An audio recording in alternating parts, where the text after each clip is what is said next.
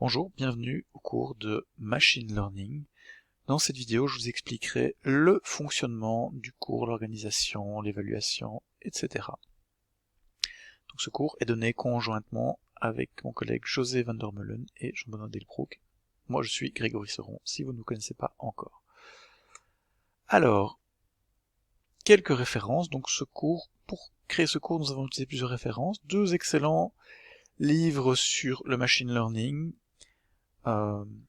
qui sont disponibles à la bibliothèque, mais que vous pouvez trouver sur internet aussi. Un excellent livre sur Python, surtout pour ceux qui ont déjà programmé, donc il est assez court et il permet de faire un tour d'horizon de Python. Nous verrons comment apprendre Python sur ce livre aussi. Et comme il s'agit d'un cours totalement en ligne, nous allons utiliser des MOOC offerts par Coursera, enfin des vidéos pour être exact, offerts par Coursera. Nous allons utiliser les deux cours suivants pour apprendre Python et le cours pour le machine learning et le data science qui sont là. Vous aurez des vidéos explicatives sur comment accéder à ces cours aussi. Alors, comment ce cours est-il organisé? Donc vous le savez, il est entièrement à distance. Alors, chaque semaine, nous aurons de la théorie sous forme de vidéos et ou lecture et des exercices sur la théorie de cette semaine, des exercices qui seront essentiellement de la programmation du machine learning avec Python et des librairies de machine learning, essentiellement scikit-learn. Ça, vous apprendrez lors du cours.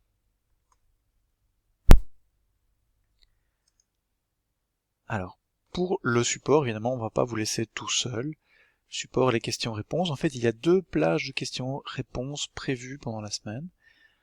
Sur Teams, il y aura une réunion de Teams qui sera mise sur Moodle, dont le lien sera mis sur Moodle, le mercredi de 13h30 à 15h30 et le vendredi de 13h30 à 15h30.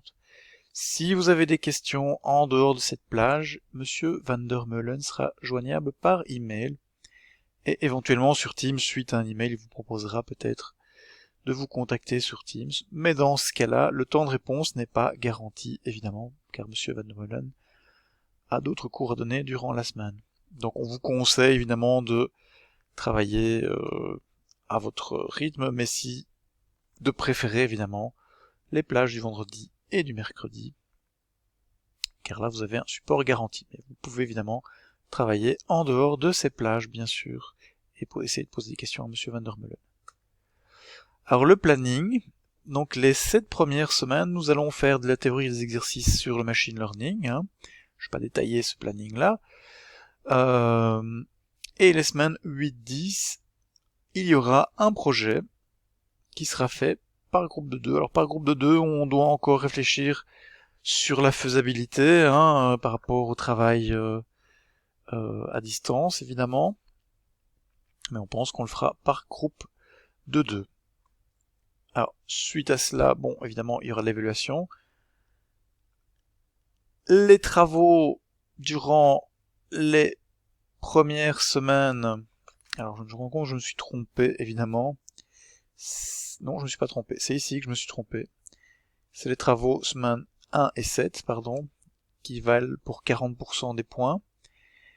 Et le projet vaut pour 60% des points. Mais donc, en semaine 1 jusqu'à la semaine 8, on vous demandera de faire des soumissions. Il y aura donc des deadlines pour des soumissions, pour des travaux que nous vous demandons. En fait, c'est généralement assez léger, mais c'est des travaux pour nous assurer que vous avez bien fait le parcours des vidéos et pas juste qu'on se retrouve en semaine 9 et 10 avec tout le monde qui visionne les vidéos de la semaine des 8 semaines précédentes. Voilà, c'est tout pour la partie organisation du cours.